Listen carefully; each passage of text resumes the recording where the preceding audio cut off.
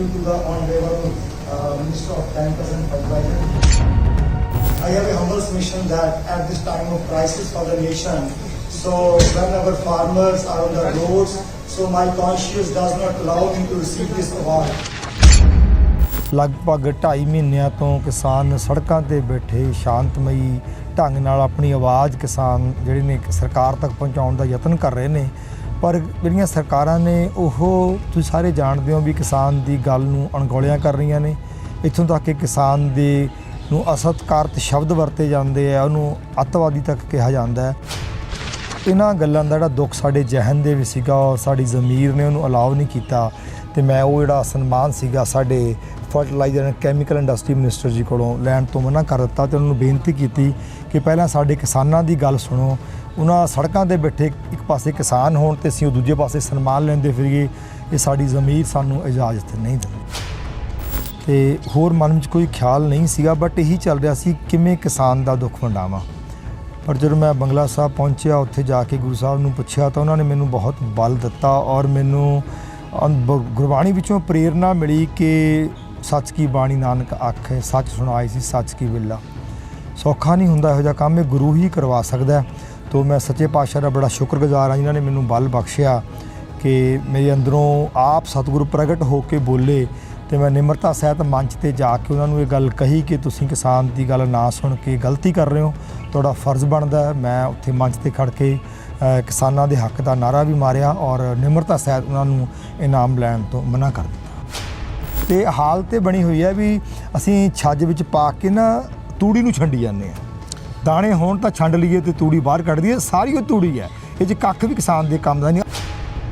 ਸਰਕਾਰ ਕਿਉਂ ਅੜੀ ਹੋਈ ਹੈ ਇਹ ਤਾਂ ਸਰਕਾਰ ਨੂੰ ਹੀ ਪੁੱਛ ਸਕਦੇ ਨਾ। ਨਹੀਂ ਕੋਈ ਏਜੰਡਾ ਤਾਂ ਹੋਵੇਗਾ ਡਾਕਟਰ ਸਾਹਿਬ, ਇਹਦੇ ਪਿੱਛੇ ਕੀ ਏਜੰਡਾ ਲੱਗਦਾ ਤੁਹਾਨੂੰ? ਤੁਸੀਂ ਮੈਂ ਤਾਂ ਪੋਲੀਟੀਸ਼ੀਅਨ ਨਹੀਂ ਹੈਗਾ ਜੀ, ਮੈਂ ਇੱਕ ਵਿਗਿਆਨੀ ਆ ਤੇ ਮੈਂ ਜਿਹੜੀ ਗੱਲ ਆਪਣੇ ਦਾਇਰੇ 'ਚ ਰਹਿ ਕੇ ਕਰ ਸਕਦਾ। ਮੈਨੂੰ ਤਾਂ ਮੇਰਾ ਖਿਆਲ ਅੱਜ ਤੋਂ ਪਹਿਲਾਂ ਕੋਈ ਜਾਣਦਾ ਹੀ ਨਹੀਂ ਸੀਗਾ।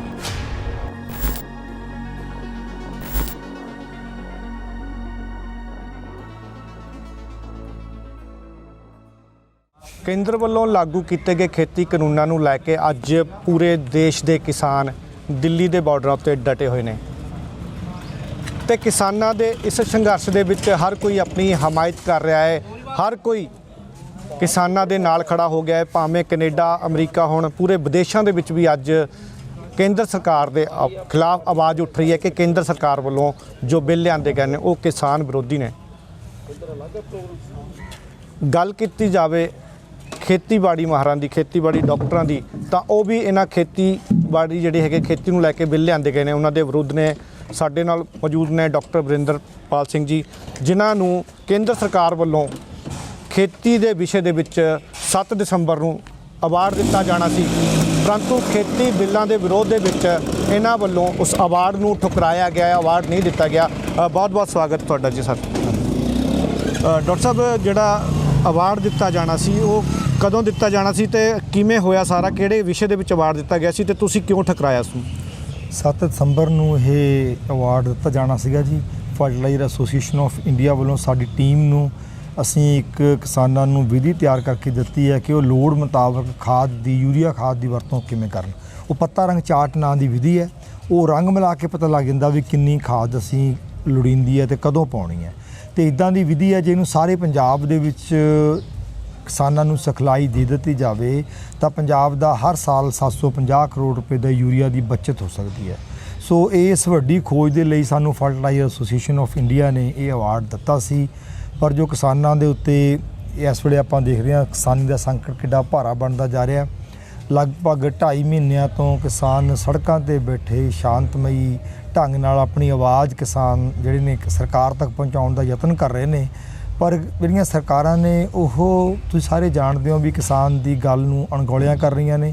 ਇੱਥੋਂ ਤੱਕ ਕਿ ਕਿਸਾਨ ਦੇ ਨੂੰ ਅਸਤਿਕਾਰਤ ਸ਼ਬਦ ਵਰਤੇ ਜਾਂਦੇ ਆ, ਉਹਨੂੰ ਅੱਤਵਾਦੀ ਤੱਕ ਕਿਹਾ ਜਾਂਦਾ। ਸੋ ਇਹਨਾਂ ਗੱਲਾਂ ਦਾ ਜਿਹੜਾ ਦੁੱਖ ਸਾਡੇ ਜ਼ਿਹਨ ਦੇ ਵਿੱਚ ਸੀਗਾ ਔਰ ਸਾਡੀ ਜ਼ਮੀਰ ਨੇ ਉਹਨੂੰ ਅਲਾਉ ਨਹੀਂ ਕੀਤਾ ਤੇ ਮੈਂ ਉਹ ਜਿਹੜਾ ਸਨਮਾਨ ਸੀਗਾ ਸਾਡੇ fertiliser and chemical industry minister ਜੀ ਕੋਲੋਂ ਲੈਣ ਤੋਂ ਮਨਾ ਕਰ ਦਿੱਤਾ ਤੇ ਉਹਨਾਂ ਨੂੰ ਬੇਨਤੀ ਕੀਤੀ ਕਿ ਪਹਿਲਾਂ ਸਾਡੇ ਕਿਸਾਨਾਂ ਦੀ ਗੱਲ ਸੁਣੋ। ਉਹਨਾਂ ਸੜਕਾਂ 'ਤੇ ਬੈਠੇ ਇੱਕ ਪਾਸੇ ਕਿਸਾਨ ਹੋਣ ਤੇ ਅਸੀਂ ਉਹ ਦੂਜੇ ਪਾਸੇ ਸਨਮਾਨ ਲੈਂਦੇ ਫਿਰੀਏ, ਇਹ ਸਾਡੀ ਜ਼ਮੀਰ ਸਾਨੂੰ ਇਜਾਜ਼ਤ ਨਹੀਂ ਦਿੰਦੀ। ਡਾਕਟਰ ਸਾਹਿਬ, ਜਿਹੜਾ ਅਵਾਰਡ ਤੁਸੀਂ ਠੁਕਰਾਇਆ ਉਸ ਨੂੰ ਪਾਉਣ ਦੇ ਵਾਸਤੇ ਕਾਫੀ ਸਮਾਂ ਲੱਗ ਜਾਂਦਾ, ਕਾਫੀ ਮਿਹਨਤ ਲੱਗਦੀ ਆ, ਕਈ ਜਿਹੜੇ ਹੈਗੇ ਸਾਲ ਲੰਘ ਜਾਂਦੇ ਆ। ਜਦੋਂ ਅਵਾਰਡ ਜਦੋਂ ਲੈਣ ਜਾ ਰਹੇ ਸੀ, ਕੀ ਮਨ ਦੇ ਵਿੱਚ ਆਇਆ ਜਿਹੜਾ ਹੈਗਾ ਕਿ ਇਹਨੂੰ ਲਿਆ ਜਾਵੇ ਜਾਂ ਨਾ ਲਿਆ ਜਾਵੇ? ਕਿਸ ਤਰ੍ਹਾਂ ਦਾ ਜਿਹੜੇ ਵਿਚਾਰ ਆਏ ਤੁਹਾਡੇ ਮਨ ਦੇ ਵਿੱਚ? ਦੇਖੋ ਜੀ, ਮਨ ਦੇ ਵਿੱਚ ਵਿਚਾਰ ਤਾਂ ਹੀ ਸੀਗਾ ਵੀ ਮੈਂ ਕਿਸੇ ਤਰ੍ਹਾਂ ਕਿਸਾਨ ਦਾ ਦੁੱਖ ਵੰਡਾ ਸਕਾਂ, ਮੈਂ ਕਿਵੇਂ ਕੀ ਕਰਾਂ, ਤੇ ਹੋਰ ਮਨ ਵਿੱਚ ਕੋਈ ਖਿਆਲ ਨਹੀਂ ਸੀਗਾ, ਬਟ ਇਹੀ ਚੱਲ ਰਿਹਾ ਸੀ ਕਿਵੇਂ ਕਿਸਾਨ ਦਾ ਦੁੱਖ ਵੰਡਾਵਾਂ।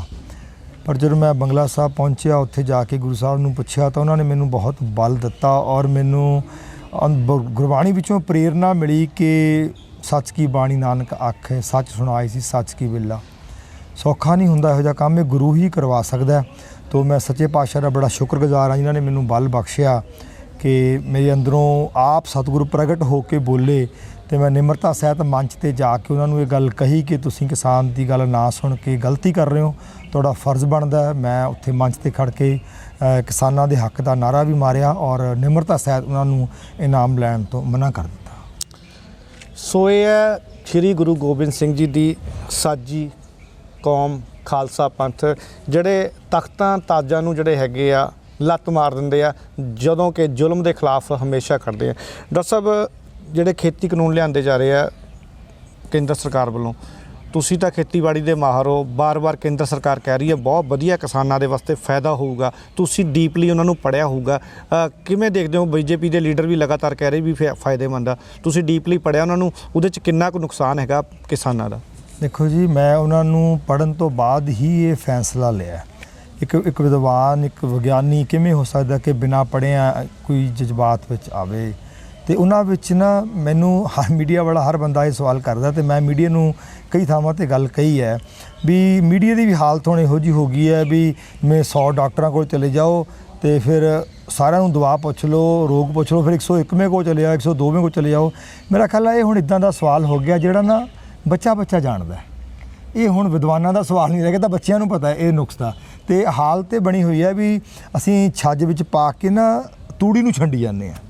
ਦਾਣੇ ਹੋਣ ਤਾਂ ਛੰਡ ਲਈਏ ਤੇ ਤੂੜੀ ਬਾਹਰ ਕੱਢ ਦਈਏ, ਸਾਰੀ ਉਹ ਤੂੜੀ ਹੈ, ਇਹ 'ਚ ਕੱਖ ਵੀ ਕਿਸਾਨ ਦੇ ਕੰਮ ਦਾ ਨਹੀਂ। ਅੱਜ ਦੀ ਲੇਟੈਸਟ ਨਿਊਜ਼ ਹੈ, ਵਰਲਡ ਬੈਂਕ ਦੇ ਇਕੋਨੋਮਿਸਟ ਨੇ ਕਹਿ ਦਿੱਤਾ ਵੀ, ਉਹਨੇ ਅੱਜ ਟਵੀਟ ਕੀਤਾ ਵੀ ਇਹਨਾਂ ਵਿੱਚ ਕੱਖ ਨਹੀਂ ਹੈ ਕਿਸਾਨ ਦੇ ਕੰਮ ਦਾ, ਕਿਸਾਨ ਤੇ ਕਿਸਾਨੀ ਖਤਮ ਹੋ ਜਾਊਗੀ। ਸੋ ਹੁਣ ਇਹਦੇ ਵਿੱਚ ਐਵੇਂ ਉਹ ਤੂੜੀ ਛੰਡਣ ਵਾਲਾ ਕੰਮ ਨਹੀਂ, ਇਹ 'ਚ ਨਿਰਾ ਹੀ ਬਸ ਕਹਿ ਲਓ ਤੂੜ ਹੀ ਭਰਿਆ ਹੋਇਆ ਇਹਦੇ 'ਚ, ਤੇ ਇਹ ਸਾਡੇ ਕਿਸੇ ਵੀ ਕੰਮ ਦੀ ਗੱਲ ਨਹੀਂ। ਜੇ ਤੇ ਗੱਲ ਕਰਨੀ ਹੋਵੇ ਤਾਂ ਬੜਾ ਲੰਮਾ ਸਮਾਂ ਜਾਏ ਤਾਂ ਕਿ ਮੈਂ ਤੁਹਾਨੂੰ ਕੱਲੀ ਗੱਲ ਦਾ ਵਿਸਤਾਰ ਕਰ ਸਕਾਂ। ਡਾਕਟਰ ਸੁੱਚਾ ਸਿੰਘ ਗਿੱਲ ਹੋਣਾ ਦਾ ਪੰਜਾਬੀ ਟ੍ਰਿਬਿਊਨ 'ਚ ਲਿਖਿਆ ਹੋਇਆ ਲੇਖ ਸਾਰੀਆਂ ਪੜਤਾਂ ਨੂੰ ਉਘੇੜਦਾ। ਹੋਰ ਬਹੁਤ ਵਿਦਵਾਨਾਂ ਨੇ ਬਹੁਤ ਕੁਝ ਲਿਖਿਆ, ਸਾਡੇ ਕਿਸਾਨਾਂ ਨੇ, ਬੱਚਿਆਂ ਨੇ, ਨੌਜਵਾਨਾਂ ਨੇ, ਸਾਰਿਆਂ ਨੇ ਸਭ ਕੁਝ ਪੜ੍ਹ ਲਿਆ ਹੋਇਆ। ਹੁਣ ਮੇਰਾ ਖਿਆਲ ਹੈ ਇਹਨਾਂ ਗੱਲਾਂ ਉੱਤੇ ਐਵੇਂ ਬਹਿਸ ਕਰੀ ਜਾਣ ਦਾ ਮਤਲਬ ਕੋਈ ਨਹੀਂ। ਹੁਣ ਤਾਂ ਸਾਰੀ ਪ੍ਰਜਾ ਇਕਜੁੱਟ ਹੋ ਕੇ ਸਰਕਾਰ ਨੂੰ ਇਹ ਗੱਲ ਕਹਿ ਦੇਵੇ ਕਿ ਆਪਣੀ ਅੜੀ ਛੱਡ ਦੇ, ਇਹਨਾਂ ਦੀ ਕੁਛ ਨਹੀਂ ਹੈ ਕੰਮ ਦਾ। ਇਹ ਤਾਂ ਐਵੇਂ ਕਹਿ ਲਓ ਤੁਸੀਂ, ਆਪਾਂ ਸਮਾਂ ਖਰਾਬ ਕਰਦੇ ਹਾਂ, ਉਹਦੇ ਵਿੱਚ ਪਾਣੀ 'ਚ ਮਧਾਣੀ ਪਾ ਕੇ ਰਟਕੀ ਜਾਓਗੇ, ਕੱਖ ਨਹੀਂ ਨਿਕਲੇਗਾ ਇਹਦੇ ਵਿੱਚ। ਡਾਕਟਰ ਸਾਹਿਬ, ਜਦ ਹਰ ਵਰਗ, ਹਰ ਬੁੱਧੀਜੀਵੀ, ਹਰ ਖੇਤੀਬਾੜੀ ਦੇ ਮਾਹਰ ਜਿਹੜੇ ਹੈਗੇ ਬਿੱਲ ਨੂੰ ਪੜ੍ਹ ਚੁੱਕੇ ਆ,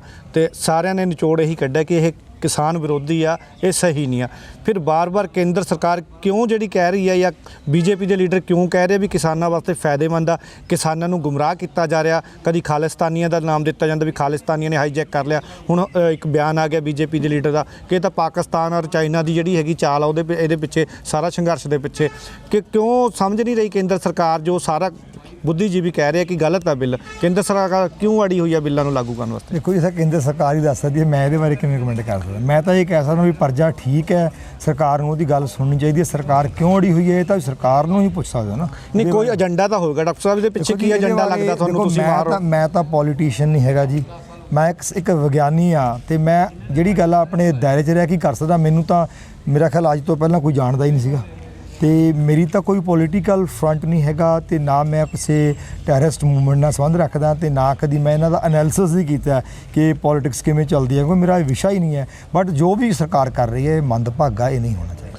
ਨਹੀਂ ਜੀ, ਮੈਂ ਬਾਰ-ਬਾਰ ਇਹੀ ਗੱਲ ਆ ਰਹੀ ਹੈ ਵੀ ਕਾਰਪੋਰੇਟ ਘਰਾਣਿਆਂ ਨੂੰ ਜਿਹੜਾ ਹੈਗਾ ਫਾਇਦਾ ਦੇਣ ਦੇ ਲਈ ਸਾਰਿਆਂ ਨੂੰ ਪਤਾ ਹੀ ਹੈ ਜੀ। ਉਹ ਤਾਂ ਹੁਣ ਕਹਿੰਦੇ ਹੁੰਦੇ ਆ ਵੀ ਪ੍ਰਤੱਖ ਨੂੰ ਪ੍ਰਮਾਣ ਦੀ ਕੀ ਲੋੜ ਹੈ, ਤੁਹਾਡੇ ਸਾਹਮਣੇ ਸਾਰੇ ਮੀਡੀਆ ਸਭ ਕੁਝ ਤੁਰਦਾ ਪਿਆ, ਉੱਥੇ ਗੱਲ ਕਰਦੇ ਆ, ਉਹ ਮੰਨ ਗਏ ਨਹੀਂ, ਅਡਾਨੀ ਅੰਬਾਨੀ ਕਹਿਣਗੇ ਅਸੀਂ ਕੀ ਕਰਾਂਗੇ।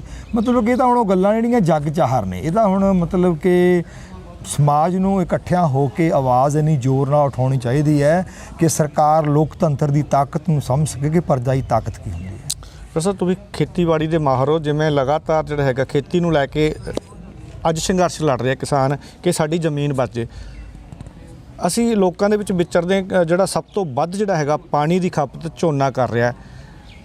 ਅਗਰ ਗੱਲ ਕੀਤੀ ਜਾਵੇ ਆਉਣ ਵਾਲੇ 10 ਸਾਲਾਂ ਵਿੱਚ ਪੰਜਾਬ ਦੇ ਕਿਸਾਨ ਇੱਕ ਹੋਰ ਲੜਾਈ ਲੜਨਗੇ ਕਿ ਸਾਨੂੰ ਜਿਹੜਾ ਪਾਣੀ ਨਹਿਰਾਂ ਦਾ ਦਿੱਤਾ ਜਾਵੇ, ਕਿਉਂਕਿ ਹੇਠਾਂ ਵਾਲਾ ਪਾਣੀ ਖਤਮ ਹੋ ਰਿਹਾ ਲਗਾਤਾਰ। ਕਿਵੇਂ ਦੇਖਦੇ ਹੋ ਕਿ ਕਿਸਾਨ ਕਿਉਂ ਨਹੀਂ ਜਿਹੜਾ ਹੈਗਾ ਬਦਲਵੀਂ ਖੇਤੀ ਕਰ ਰਿਹਾ, ਲਗਾਤਾਰ ਝੋਨੇ ਦੇ ਪਿੱਛੇ ਪਿਆ ਹੋਇਆ, ਜਦੋਂ ਕਿ ਝੋਨਾ ਜਿਹੜਾ 5% ਜਿਹੜਾ ਬੜੀ ਮੁਸ਼ਕਲ ਨਾਲ ਪੰਜਾਬ ਦੇ ਵਿੱਚ ਵਰਤ ਹੁੰਦੇ, ਚਾਵਲ ਜਿਹੜੇ ਆ ਰੋਟੀ ਖਾਂਦੇ ਪੰਜਾਬ ਮੈਂ ਦੇ ਤੁਹਾਡੀ ਲੋਕ। ਗੱਲ ਨੂੰ ਕੱਟ ਰਿਹਾ, ਕਿਸਾਨ ਨੂੰ ਮੁੱਲ ਦਿੱਤਾ ਕਦੀ ਕਿਸੇ ਨੇ? ਤੁਸੀਂ ਉਹਦੀ ਚੀਜ਼ ਖਰੀਦਣ ਨੂੰ ਤਿਆਰ ਹੀ ਨਹੀਂ, ਕਿਉਂ ਬੀਜੂਗਾ? ਮਤਲਬ ਕਿ ਇਹ ਜਿਹੜੀਆਂ ਪਾਲਿਸੀਜ਼ ਇਹੋ ਜਿਹੀਆਂ ਨੇ, ਉਹਨੂੰ ਕਹੋ ਤੇਰੇ ਦਾਣਾ ਚੱਕਾਂਗੇ, ਤੇਰੀ ਮੱਕੀ ਚੱਕਾਂਗੇ, ਤੇਰਾ ਸਨਫਲਾਵਰ ਚੱਕਾਂਗੇ, ਮੂੰਗਫਲੀ ਲਵਾਂਗੇ, ਉਹਨੂੰ ਕੀ ਦਿੱਕਤ ਹੈ? ਮਤਲਬ ਕਿ ਨਹੀਂ ਅਸੀਂ ਚਲੋ ਠੀਕ ਹੈ ਕਿ ਸਰਕਾਰਾਂ ਨਹੀਂ ਚੱਕਦੀਆਂ, ਫਿਰ ਅਸੀਂ ਆਪਣੇ ਹੱਥੀ ਜਿਹੜੀ ਆਉਣ ਵਾਲੀ ਪੀੜ੍ਹੀਆਂ ਨੂੰ ਜਿਹੜਾ ਹੈਗਾ ਰਾਜਸਥਾਨ ਦੇ ਕੇ ਜਾਵਾਂਗੇ, ਜਿੱਥੇ ਪਾਣੀ ਖਤਮ ਕਰਕੇ ਜਾਵਾਂਗੇ। ਅੰਦਰ ਤੁਹਾਡੇ ਸਮਾਜ ਵਿੱਚ ਬਹੁਤ ਵੱਡੀ ਗਿਰਾਵਟ ਆਈ ਹੋਈ ਹੈ, ਚੇਤਨਤਾ ਨਹੀਂ ਹੈਗੀ, ਐਜੂਕੇਸ਼ਨ ਦਾ ਕੰਮ ਬਹੁਤ ਕਰਨ ਵਾਲਾ ਹੈ, ਕੰਮ ਅਸੀਂ ਭਈਆਂ ਤੇ ਛੱਡ ਦਿੰਦੇ ਆ। ਕਣਕ ਝੋਨੇ ਦੀ ਕਾਸ਼ਤ ਕਰਨੀ ਸੌਖੀ ਹੈ, ਬੀਜ ਲਿਆ ਤੇ ਵੱਢ ਲਿਆ। ਸਬਜ਼ੀਆਂ ਵੱਲ ਆਓਗੇ, ਫੁੱਲਾਂ ਵੱਲ ਆਓਗੇ, ਬਾਗਬਾਨੀ 'ਚ ਆਓਗੇ, ਮੱਖੀਆਂ ਵੱਲ ਆਓਗੇ, ਤੁਹਾਨੂੰ ਦਿਨ ਰਾਤ ਮਿਹਨਤ ਕਰਨੀ ਪਊਗੀ। ਉਹ ਸਾਡੇ ਸੁਭਾਅ ਵਿੱਚ ਉਹ ਚੀਜ਼ਾਂ ਵੀ ਨਿਕਲੀਆਂ ਹੋਈਆਂ ਨੇ। ਸੋ ਸਮੱਸਿਆ ਬੜੀ ਪੇਚੀਦਾ ਹੈਗੀ ਹੈ, ਇਹਦੇ ਵਿੱਚ ਸਮਾਜ ਨੂੰ ਜਾਗਰੂਕ ਕਰਨ ਦੀ ਵੀ ਲੋੜ ਹੈ, ਸਰਕਾਰਾਂ ਨੂੰ ਆਪਣੀਆਂ ਨੀਤੀਆਂ ਠੀਕ ਬਣਾਉਣ ਦੀ ਵੀ ਲੋੜ ਹੈ, ਤੇ ਇੱਕ ਸਾਂਝਾ ਹੰਬਲਾ ਵੱਜੂਗਾ ਤਾਂ ਅਸੀਂ ਰੀਤ ਤੇ ਚੜਾਂਗੇ। ਅਦਰਵਾਈਜ਼ ਇਹ ਮਤਲਬ ਕਿ ਕੋਈ ਇਦਾਂ ਦੀ ਗੱਲ ਨਹੀਂ ਕਿ ਆਪਾਂ ਉਹੀ ਛਿਟਾ ਜਿਹਾ ਮਾਰ ਕੇ ਇਹਨੂੰ ਠੀਕ ਕਰ ਲਵਾਂਗੇ। ਇਹਦੇ ਲਈ ਮੈਂ ਇਹ ਦੇਖਦਾ ਵੀ ਲੋਕੀ ਗੱਲਾਂ ਕਰਦੇ ਨੇ, ਪੱਤਰਕਾਰ ਵੀ, ਬਾਕੀ ਵੀ, ਅਖਬਾਰਾਂ ਵੀ, ਪਰ ਗ੍ਰਾਸ ਰੂਟ ਦੇ ਉੱਤੇ ਜਿਹੜੀ ਅਵੇਅਰਨੈਸ ਆਉਣੀ ਚਾਹੀਦੀ ਹੈ ਨਾ, ਉਹਦੇ ਲਈ ਸਾਨੂੰ ਛੋਟੀਆਂ ਇਕਾਈਆਂ ਬਣਾ ਕੇ ਐਜੂਕੇਸ਼ਨ ਦੀ ਮੂਵਮੈਂਟ ਖੜੀ ਕਰਨੀ ਪਊਗੀ। ਕਿਸਾਨਾਂ ਨੂੰ ਇਕਜੁੱਟ ਕਰਕੇ ਸਮਝਾਉਣਾ ਪਊਗਾ ਵੀ ਅਸੀਂ ਖੇਤੀ ਨੂੰ ਕਿਵੇਂ ਆਪਣਾ ਅੱਗੇ ਲੈ ਕੇ ਜਾਣਾ। ਪਾਣੀ ਬਚਾਉਣਾ ਬਹੁਤ ਜ਼ਰੂਰੀ ਹੈ, ਹਵਾ ਬਚਾਉਣੀ ਬਹੁਤ ਜ਼ਰੂਰੀ ਹੈ। ਜੇ ਆਪਾਂ ਨਾ ਬਚਾਇਆ ਤਾਂ ਅਸੀਂ ਜਿਹੜਾ ਖਦਸ਼ਾ ਪ੍ਰਗਟ ਕੀਤਾ ਉਹ ਬਿਲਕੁਲ ਠੀਕ ਹੈ, ਸਾਡਾ ਵੱਡਾ ਨੁਕਸਾਨ ਹੋ ਸਕਦਾ ਜੇ ਅਸੀਂ ਆਪਣੇ ਪਾਣੀ ਦੀ ਸੰਭਾਲ ਲਾਂਗੇ। ਡਾਕਟਰ ਸਾਹਿਬ, ਜਿਵੇਂ ਅੱਜ ਪੂਰੇ ਦੇਸ਼ ਦਾ ਕਿਸਾਨ ਇਕਜੁੱਟ ਹੋ ਗਿਆ ਹੈ, ਜਿਹੜੀਆਂ ਹੈਗੀਆਂ ਸਿਆਸੀ ਪਾਰਟੀਆਂ ਆਪਣੇ ਰੋਲ ਸਹੀ ਨਹੀਂ ਅਦਾ ਕੀਤੇ, ਜਿਸ ਕਰਕੇ ਅੱਜ ਕਿਸਾਨਾਂ ਨੂੰ ਜਿਹੜਾ ਹੈਗਾ ਧਰਨਿਆਂ ਤੇ ਬੈਠਣਾ ਪੈ ਰਿਹਾ। ਕੀ ਦੇਖਦੇ ਹੋ ਆਉਣ ਵਾਲੇ ਦਿਨਾਂ ਦੇ ਵਿੱਚ ਜਿਹੜਾ ਹੈਗਾ, ਆਉਣ ਵਾਲੇ ਸਾਲਾਂ ਦੇ ਵਿੱਚ ਬਦਲਾਅ ਨਜ਼ਰ ਆ ਰਿਹਾ ਇਸ ਕਿਸਾਨਾਂ ਦੇ ਸੰਘਰਸ਼ ਤੋਂ? ਜਿਵੇਂ ਏਕਤਾ ਇਕੱਠੀ ਹੋਈ ਆ ਕਿ ਪੰਜਾਬ ਨੂੰ ਕੋਈ ਬਦਲਵਾਂ ਜਿਹੜਾ ਹੈਗਾ ਰਾਜ ਮਿਲੂਗਾ, ਕੋਈ ਬਦਲਵੀਂ ਪਾਰਟੀ? ਦੇਖੋ ਜੀ, ਤਾਂ ਅਕਾਲ ਪੁਰਖ ਵਾਹਿਗੁਰੂ ਜਾਣਦਾ ਜੋ ਕੁਝ ਵੀ ਹੋ ਰਿਹਾ, ਇਸ ਨੂੰ ਬੰਦਾ ਨਹੀਂ ਚਲਾ ਰਿਹਾ। ਜਿਸ ਤਰ੍ਹਾਂ ਦੇ ਘਟਨਾਕ੍ਰਮ ਵਾਪਰੇ ਨੇ, ਇਹਨੂੰ ਕੋਈ ਵੀ ਲੀਡਰਸ਼ਿਪ ਨਹੀਂ ਹੈਗੀ, ਇਹ ਇੱਕ ਕੁਦਰਤੀ ਚੱਲਦਾ ਪਿਆ ਤੇ ਕੁਦਰਤ ਬੜੀ ਬੇਅੰਤਾ, ਇਤਿਹਾਸ ਆਪਣੇ ਆਪ ਪਲਟਾ ਲੈਂਦਾ ਹੁੰਦਾ ਤੇ ਸੰਭਾਵਨਾਵਾਂ ਨੇ। ਅਰਦਾਸ ਕਰੋ ਕਿ ਇਸ ਸੰਘਰਸ਼ ਵਿੱਚੋਂ ਜ਼ਮੀਰਾਂ ਜਾਗ ਪੈਣ ਤੇ ਜਾਗਦੀਆਂ ਜ਼ਮੀਰਾਂ ਵਾਲੇ ਲੋਕ ਜਦੋਂ ਆਉਣਗੇ ਤਾਂ ਜ਼ਰੂਰ ਨਵਾਂ ਕੋਈ ਤੁਹਾਨੂੰ ਬਦਲ ਮਿਲੇਗਾ। ਬਹੁਤ ਬਹੁਤ ਧੰਨਵਾਦ ਡਾਕਟਰ ਸਾਹਿਬ ਤੁਹਾਡਾ। ਸੋ ਇਹ ਸਨ ਡਾਕਟਰ ਵਰਿੰਦਰਪਾਲ ਸਿੰਘ ਜੀ, ਜਿਨ੍ਹਾਂ ਨੇ ਜਿਹੜਾ ਹੈਗਾ ਖੇਤੀ ਕਾਨੂੰਨਾਂ ਦੇ ਵਿਰੋਧ ਦੇ ਵਿੱਚ ਜੋ 7 ਦਸੰਬਰ ਨੂੰ ਇਹਨਾਂ ਨੂੰ ਅਵਾਰਡ ਦਿੱਤਾ ਜਾਣਾ ਸੀ ਕੇਂਦਰ ਸਰਕਾਰ ਵੱਲੋਂ, ਇਹਨਾਂ ਨੇ ਠੁਕਰਾਇਆ, ਕਿਉਂਕਿ ਇਹਨਾਂ ਨੇ ਦੱਸਿਆ ਕਿ ਬਿਲਕੁਲ ਖੇਤੀ ਕਾਨੂੰਨ ਹੈ ਜੋ ਇਹਨਾਂ ਨੇ ਪੂਰੇ ਡੀਪਲੀ ਜਿਹੜੇ ਹੈਗੇ ਉਹਨੂੰ ਡੂੰਘਾਈ ਦੇ ਨਾਲ ਪੜ੍ਹਿਆ। ਜਿਵੇਂ ਕਿ ਬੀਜੇਪੀ ਦੇ ਲੀਡਰ ਜਾਂ ਬੀਜੇਪੀ ਦੇ ਮੰਤਰੀ ਹੁਣ ਉਹ ਲਗਾਤਾਰ ਕਹਿ ਰਹੇ ਕਿ ਕਿਸਾਨਾਂ ਦੇ ਹੱਕ ਦੇ ਵਿੱਚ ਆ। ਇਹ ਖੇਤੀਬਾੜੀ ਦੇ ਮਾਹਰ, ਇਹਨਾਂ ਨੇ ਪੂਰੀ ਤਰ੍ਹਾਂ ਜਿਹੜਾ ਹੈਗਾ ਉਹਨੂੰ ਘੋਕਿਆ ਉਸ ਜਿਹੜੇ ਹੈਗੇ ਬਿੱਲ ਨੂੰ, ਤੇ ਇਹ ਵੀ ਦੱਸ ਰਿਹਾ ਕਿ ਬਿਲਕੁਲ ਕਿਸਾਨ ਵਿਰੋਧੀ ਇਹ ਬਿੱਲ ਆ, ਜਿਹੜੇ ਕਿਸਾਨਾਂ ਦੇ ਉੱਤੇ ਜਿਹੜੇ ਹੈਗੇ ਆ ਮਾਰੂ ਉਰੇ ਪ੍ਰਭਾਵ ਪੈਣ ਵਾਲੇ ਆਉਣ ਦੇ ਹੁੰਦੇ ਵੀ, ਜਿਸ ਦੇ ਵਿਰੋਧ ਦੇ ਵਿੱਚ ਇਹਨਾਂ ਨੇ ਜਿਹੜਾ ਹੈਗਾ ਆਪਣਾ ਅਵਾਰਡ ਠੁਕਰਾਇਆ ਹੈ। ਤੇ ਇਸੇ ਤਰ੍ਹਾਂ ਜਦੋਂ ਸਾਡੇ ਯੋਧੇ ਜਿਹੜੇ ਹੈਗੇ, ਸਾਡੇ ਪੜ੍ਹੇ ਲਿਖੇ ਵਿਦਵਾਨ ਕਿਸਾਨਾਂ ਦੇ ਨਾਲ ਡਟ ਕੇ ਖੜਨਗੇ ਤਾਂ ਜਿੱਤ ਪੱਕੀ ਹੈ, ਭਾਵੇਂ ਅੱਜ ਹੋਵੇ ਭਾਵੇਂ ਕੱਲ੍ਹ ਹੋਵੇ। ਕੇਂਦਰ ਸਰਕਾਰ ਨੂੰ ਇਹਨਾਂ ਬਿੱਲਾਂ ਨੂੰ ਵਾਪਸ ਜ਼ਰੂਰ ਲੈਣਾ ਪਵੇਗਾ। ਕੈਮਰਾਮੈਨ ਦਿਲਬਰ ਦੇ ਨਾਲ ਸੱਜਣ ਸਿੰਘ ਸੈਣੀ, ਪੰਜਾਬੀ ਲੋਕ ਚੈਨਲ, ਲੁਧਿਆਣਾ।